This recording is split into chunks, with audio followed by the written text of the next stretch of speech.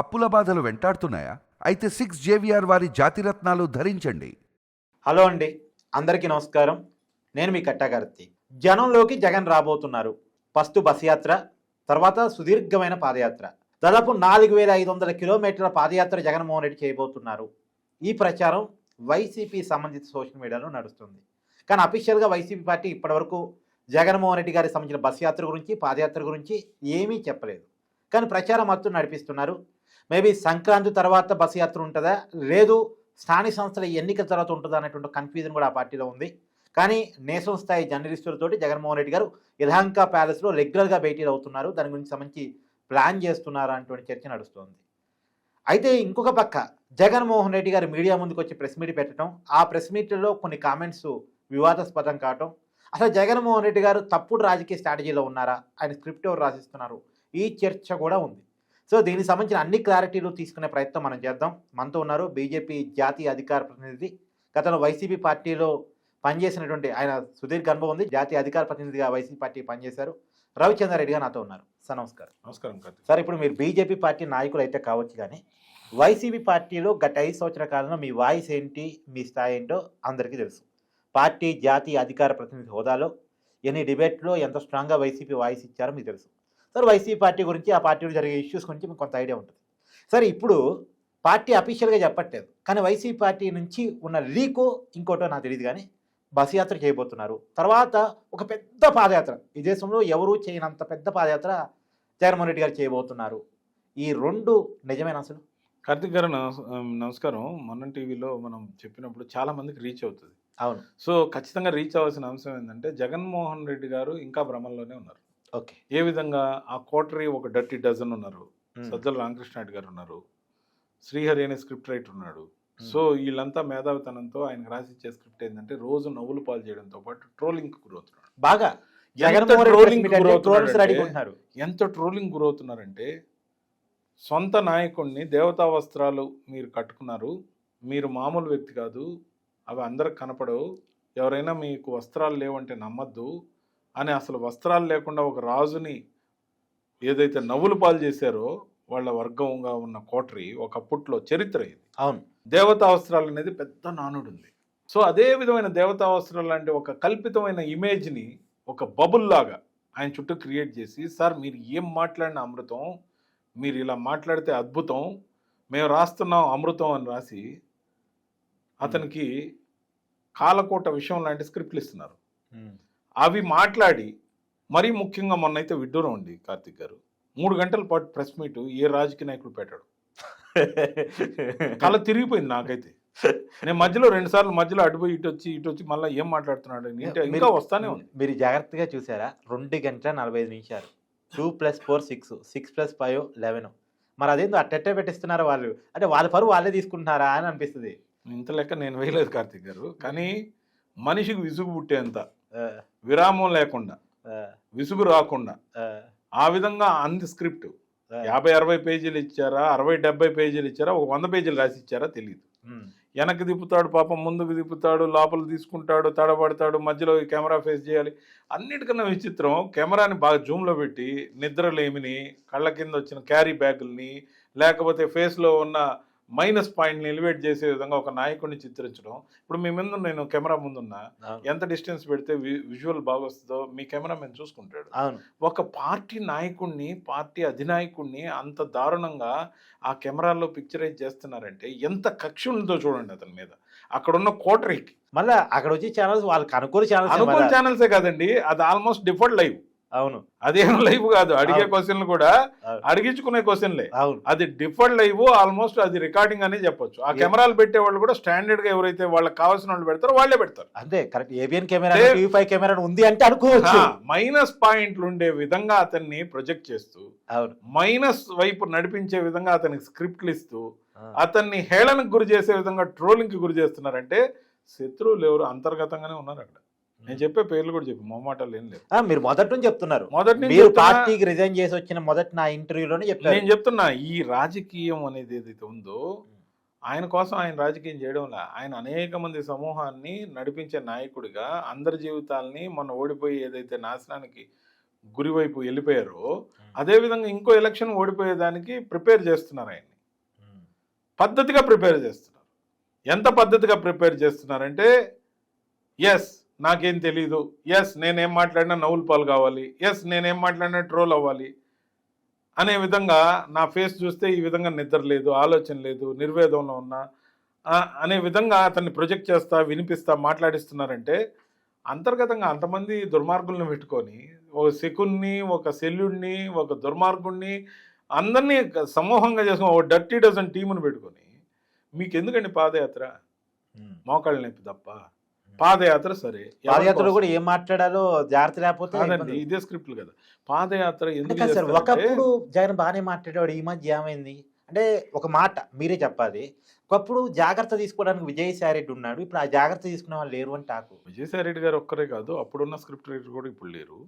కానీ నేను అనేది ఏంటంటే ముఖ్యంగా నాయకుడిని మలైన్ చేయాలి, నాయకుడిని అవమానాలకు గురి చేయాలి. ఏదైనా కాంట్రాక్ట్ తీసుకున్నారేమో ఈ డర్టీ డజన్ అండ్ గ్యాంగ్ అనేది నా అనుమానం. ఓకే, అంటే పక్క పార్టీలతోనో పక్క వాళ్ళతోనో కొల్యూడ్ అయిపోయి కొనుక్కోవాలి కూటమి వాళ్ళు. అంటే నేను డైరెక్ట్గా ఎవిడెన్స్ లేకుండా మాట్లాడలేను, కానీ నాకైతే అనుమానాలు ఉన్నాయి. ఈ అనుమానాలని అనేక వేదికల మీద వెల్లడిస్తూనే ఉన్నా. సో అందులో మొహమాటం ఏం లేదు. సో నేను అనేది ఏంటంటే జగన్మోహన్ రెడ్డి గారు పాదయాత్ర ఎవరి కోసం చేస్తున్నారు? రికార్డు కోసం చేస్తున్నారా? ప్రజల కోసం చేస్తున్నారా? అడగాల్సిన ప్రశ్నలు అడగలేకుండా ప్రతిపక్షంగా ఒకటి గుర్తుపెట్టుకోండి కార్తిక్ గారు, జనాల్లోకి పోయి అరిచినా, జనాల్లోకి దండం పెట్టిపోయినా, లేకపోతే పాదయాత్రలో జనాన్ని చూపించి మార్కెటింగ్ చేసుకున్నా, అంతిమంగా మీరేమో ఆడపోయి జనాల్లో పోయి 4 కోట్లు సంపాదించడానికి మార్కెటింగ్ ఉపయోగపడతారు. ఆఫీస్ ఎవరు నడుపుతున్నారు? ఈడ మీరు అంతరంగికులుగా భావించే డర్టీ డజన్, ఆ డర్టీ డజన్ మిమ్మల్ని కొంప ముంచేందుకే ఉన్నారు. పార్టీ ఎత్తేయాలనే ఉద్దేశంతో పనిచేస్తున్నారు. వాళ్ళు ఆ విధంగా పనిచేసినంత కాలం మీరు ఓట్లు ఆడ గ్రాప్ చేస్తారని ఇమేజ్ పెంచే కొంది వీళ్ళు దాన్ని సొమ్ము చేసుకొని రేపు వచ్చే ఇమేజ్ని ఇంతకని అమ్ముకోవడం తప్ప వాళ్ళు ఏమైనా గెలవనిస్తారా? ఎందుకు అనేక మంది రాజకీయ నాయకుల జీవితాలని స్పాయిల్ చేయడానికి మీరు రాజకీయ పార్టీ నడుపుతున్నారు? జగన్ గారు నడపకండి, పార్టీ నడపకండి సార్ ప్లీజ్. ఎందుకంటే పార్టీ తీసేస్తే మీరు ఇస్తున్న పెద్ద స్టేట్మెంట్. జగన్ గారు దయచేసి పార్టీ నడపకండి, నడిపితే స్వయంగా నడుపుకోండి, లేదంటే పార్టీ మూసేయండి. ఎందుకు సార్ అనవసరంగా అనేక మంది మిమ్మల్ని నమ్ముకొని చొక్కాలు చింపుకొని కేసులు పెట్టించుకొని ఇంట్లో సొమ్ము ఈదులో ఇచ్చి లేకపోతే జనాలకు ఖర్చు పెట్టి మీరెట్టా ఒక ఆఫీస్ నడవడానికి డబ్బులు ఇరు. సో ఆస్తులు అమ్మి తెచ్చి పెడతారు, మళ్ళీ టికెట్లు ఎవరికి ఇస్తారో ఆ రోజు వాళ్ళ దయ, మీ దయ వాళ్ళ ప్రాప్తం. సరే తీరా ఇచ్చినా వాళ్ళు గెలుస్తారా అంటే గెలవకపోతే వాళ్ళ బతుకులు ఏమైపోతాయి? వర్గాలుగా విడిపోయింది సమాజం. కాంగ్రెస్ పార్టీ ఉన్నప్పుడు, తెలుగుదేశం ఉన్నప్పుడు ఎవరు ఓడినా ఎవరు గెలిచినా ఇంత కక్షపూరితమైన వాతావరణం లేదు. ఈ రోజున వైఎస్ఆర్సీపీ తెలుగుదేశం పార్టీల మధ్యలో ఉన్న కక్షపూరితమైన వాతావరణం గ్రామాల్లో సైతం ఏదైతే విస్తరించిందో, వర్గాలుగా జీలిపోయిన ప్రజల్లో ఓడిపోతే బతుకేమైపోద్ది అనే దానికి మొన్న ఎలక్షన్ గెలిచాక జరిగిన హడావిడి, అనేక రకమైన సంఘటనలు మనం చూసాం. ఈ విధంగా ఇంట్లో వాళ్ళకి కాకుండా, ఇంట్లో వాళ్ళకి సమయం ఇవ్వకుండా, ఉన్న డబ్బులు ఊడబోరుకు తీసుకొచ్చి ఇంట్లో వాళ్ళ అవసరాలకు మాత్రం బడ్జెట్ ఉంటుంది, ఈదుల రాజకీయానికి మాత్రం బడ్జెట్ ఉండదు. అన్ని తెచ్చి మా అన్న ఉన్నాడు మమ్మల్ని గెలిపిస్తాడు, నేను ఎమ్మెల్యేగా చూసుకుంటా అనుకొని ఏదైతే భ్రమంలో ఉన్నారో, ఒకవైపు ఇంటి దొంగలని గురించి మీరు పట్టించుకోలేని దుస్థితిలో మీరుండి, ఏదో రికార్డు కోసం మీకు బాగా ఊదరగొట్టి ఈసారి 5,000 కిలోమీటర్లు చేయాలన్న మీరు అని అంటే ఉబ్బిపోయి జనాల్లోకి పోతే అదొక హరాస్మెంట్ తప్ప, మీ కాళ్ళు నొప్పి తప్ప. 5,000కి ఎందుకు ఫిక్స్ అవుతారు జగన్ గారు? 10,000 కిలోమీటర్లు పాదయాత్ర చేయండి. ఆంధ్రప్రదేశ్లో విస్తీర్ణం సరిపోకపోతే కర్ణాటక నుంచి మొదలు పెట్టండి, ఒరిస్సా కొస్త దాకా చేయండి. ఒకేసారి ఇంకెవరు 10,000 కిలోమీటర్లు నడవకూడదు ఈ దేశంలో. ఒక రికార్డు సెట్ చేయండి. కానీ మీరు మాత్రం రోడ్లలోనే ఉండండి, మీ ఆఫీసులు మాత్రం దొంగలకు అప్పచెప్పండి. కొంప కొల్లేరు చేయడానికి, పార్టీని పూర్తిగా సముద్రంలో కలపడానికి మీరు చెప్పేవాళ్ళు గతంలో. అంటే కాదు సార్, బంగాళాఖాతంలో కలిపేస్తాను తెలుగుదేశం అని. తెలుగుదేశం ఇంత వ్యవస్థీకృతంగా ఉండడంతో పాటు లౌక్యం తెలుసు, రాజకీయ చాణక్యం తెలుసు, దాంట్లో ఆపర్చునిజం అన్నా ఇంకోటన్నా everything is fair in love and war అన్నారు. రాజకీయ తంత్రంలో అన్నీ సమంజసమే. అవసరానికి వంగాలి అంటే తల వంచాలి, లేకపోతే కలుపుకోవాలి, శత్రువుతో అయినా కలిసి నడవాలి, సలహా ఇచ్చేవాడు పనివాడైనా తీసుకోవాలి, పనికొస్తే వాడుకోవాలి. అలా కాకుండా సొంత మనుషుల్ని దూరం చేసుకొని అనేక మందిని పోంగొట్టుకొని గెలుపు గుర్రాలందరినీ పక్క పార్టీలకు సప్లై చేస్తుంటే మీరు మిన్నకుండిపోయారే. ఈరోజు మీ నుంచి ఎంతమంది బయటపోయారో అందరూ గెలిచి ఎంపీలుగా, ఎమ్మెల్యేలుగా, మంత్రులుగా ఉన్నారు. సరే ఇంకోటి, జగన్మోహన్ రెడ్డికి అర్థం కావట్లేదు తన చుట్టూ ఏదో జరుగుతుందన్న విషయం. అర్థమైనా అర్థం కానట్టున్నారా? పనికి మాలినతనం అన్నా అంటే ఒక నిర్వేదంలోకి వెళ్ళిపోయినట్టు కనబడుతుంది. నాకు ఇక్కడ సార్ మొట్టమొదటి తన కోసం రాజీనామా చేసిన వ్యక్తి మేకపాటి రాజమోహన్ రెడ్డి. నాకు వినపడుతున్న చర్చ ప్రకారం మీరు నెల్లూరు వాసే, అతను పార్టీకి రాజీనామా చేయబోతున్నాడు. ఇప్పటికే లేదు మేకపాటి కానీ రాజీనామా చేయబోట్లేదు. ఎందుకంటే మేకపాటి కుటుంబంతో మాకు బంధుత్వం ఉంది. మొన్ననే ఒక ఫంక్షన్ రిసెప్షన్లో మా బంధువుల దాంట్లోనే పెళ్లి జరిగితే యూఎస్లో ఉంటాడు ఆ అబ్బాయి. ఆ అబ్బాయి రిసెప్షన్కి ఇక్కడే దసపల్లాలో అటెండ్ అయ్యాం. దాదాపు 30-35 నిమిషాలు మేము ఇద్దరం విడిగా మాట్లాడడం జరిగింది. ఆయన నిర్వేదం చూస్తే బాధ అనిపించింది. అదే ఒక పెద్ద మనిషి, ఆయన అయితే స్వయంగా రాజకీయంలో ఇంకేది పోటీ చేయడు. ఆయన అనడం ఏంది నాయన ఇప్పుడు కూడా మారకపాయా. అవును, మా నెల్లూరు స్లాంగ్ లో అవును, ఆ యదవలందరినీ దొంగలందరినీ చుట్టూతా పెట్టుకొని ఇది గెలిచేదానికైనా మా బతుకులతో కూడా ఆడుకుంటున్నాడు ఇట్టయితే అన్నాడు. సో మా నెల్లూరు స్లాంగ్ ఒక రకం. చంద్రశేఖర్ రెడ్డి అయితే పార్టీ మారి ఉన్నాడు. మేకపాటి కుటుంబంలో వాళ్ళ మధ్యలో కొంచెం డిఫరెన్సెస్ ఉన్నాయి. ఇప్పుడు తన మాట కాదని ఆ విధంగా అట్లా పోయాడు అనేసి. మేకపాటి రాజమోహన్ రెడ్డి గారు చంద్రశేఖర్ రెడ్డి గారు సన్నిహితంగా అయితే లేరు.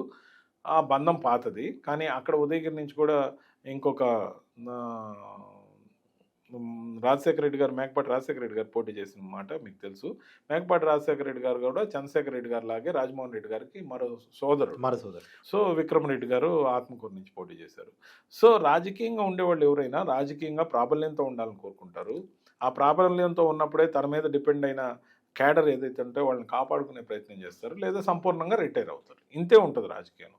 వాళ్ళ కుటుంబం ఇంకా రాజకీయంగా రిటైర్ కాలే కాబట్టి వాళ్ళు కూడా దగ్గర నుంచి పరిశీలిస్తున్నారు. ఏం చేయాలి, ఇదేంది కర్మేందనే కాడికి వచ్చారంటే ఆదాల ప్రభాకర్ రెడ్డి గారిది కూడా అదే అభిప్రాయం. దాదాపు మేము ఇక్కడ కేబీఆర్ పార్క్లో కలిసినా ఎప్పుడన్నా కలిసినా కూడా ఏం మార్పు లేదు పాడు లేదు అనే కాడికి నిర్వేదం. వీళ్ళంతా మొదటి నుంచి ఉన్నాడు. అంటే ఆదాల ప్రభాకర్ రెడ్డి తర్వాత వచ్చారు కానీ పార్టీ పెట్టక ముందు నుంచి విజయమ్మ గారితో జగన్మోహన్ రెడ్డి గారితో కలిసి రాజీనామా చేసి ఆ రోజున టి సుబ్బరామరెడ్డి గారిని ఓడించి 3,53,000 ఓట్లతో గెలిచిన రాజమోహన్ రెడ్డి గారిలో ఆ నిర్వేదం, ముఖ్యంగా గౌతమ్ రెడ్డి జన్మదినోత్సవం సందర్భంగా ఈ మధ్య జరిగిన స్మారక సభలో కూడా ఒక సలహా మీడియా ముఖంగా ఆయన ఇవ్వడం అనేది ఒక రకంగా బహిర్గతంగా చెప్పేశాడు. ఆయన ఈ విధంగా ఉంటే లాభం లేదు, మారాలి, మీ చుట్టూ ఉన్న వాళ్ళని గమనించుకోవాలి, ఇది పద్ధతిగా లేదు, మీలో మార్పు కంపల్సరీగా రావాలి, వాళ్ళు ఎవరైతే ఇంటి దొంగలు ఉన్నారో వాళ్ళ భరతం పట్టాలి, వాళ్ళని తీసివేయాలి, నాయకుల అభిప్రాయాలకు విలువ ఇవ్వాలని చెప్పడం జరిగింది. మారుతారా జగన్? ఏమో తెలియదు, మనకు తెలీదు, మనం ఆ పార్టీలో లేం కదా. ఇప్పుడు మీకు అంచనా ఉంటుంది నాయకుడి గురించి. అంచనా అంటే జగన్మోహన్ రెడ్డి గారి దగ్గర విమర్శించిన వాళ్ళకి పదవులు వస్తాయి. ఇప్పుడు శ్రీహరిని నేను విమర్శించా, మీడియా జనరల్ సెక్రటరీ కూర్చున్నాడు. సో మీడియా జనరల్ సెక్రటరీగా ఒక ఎంప్లాయీకి ఎవరు అతను పెయిడ్. సో అతను మీడియా జనరల్ సెక్రటరీ. ఆ పార్టీలో ఒక విధి విధానం అనేది లేదు. 4 జనరల్ సెక్రటరీలు ఒక జిల్లాకే ఇచ్చారు. ఏ ఆర్డర్ కాపీ ఇచ్చినా దాంట్లో కింద ఎవరు సంతకం ఉండదు, కింద కేంద్ర పార్టీ కార్యాలయం ఉంటుంది. ఎవరికి హార్డ్ కాపీ కూడా ఇవ్వరు. పార్టీ ఒక్కసారి కార్యవర్గం మొత్తాన్ని బహిర్గతం చేయమనండి, ఏ సామాజిక వర్గానికి ఏ జిల్లాకి ఎంత ప్రాతినిధ్యం వహించిందో ఘనత వహించిన సజ్జల గారిని పబ్లిష్ చేయమని అడగండి సాక్షిలో. నిర్మాణ లోపం ఉంది ఆ పార్టీలో. నిర్మాణ లోపం కాదు, మనకు నచ్చింది మన ఇష్టం, మన పార్టీ మన ఇష్టం, మనం ఎవరిని పెడితే వాళ్ళు మా చేతి నీళ్ళు తాగాల. నాయకుల అభిప్రాయం లేదు, కేడర్ అభిప్రాయం లేదు, గెలిస్తే అపాయింట్మెంట్ ఇచ్చే సమస్య లేదనే కాడికి ఉంది.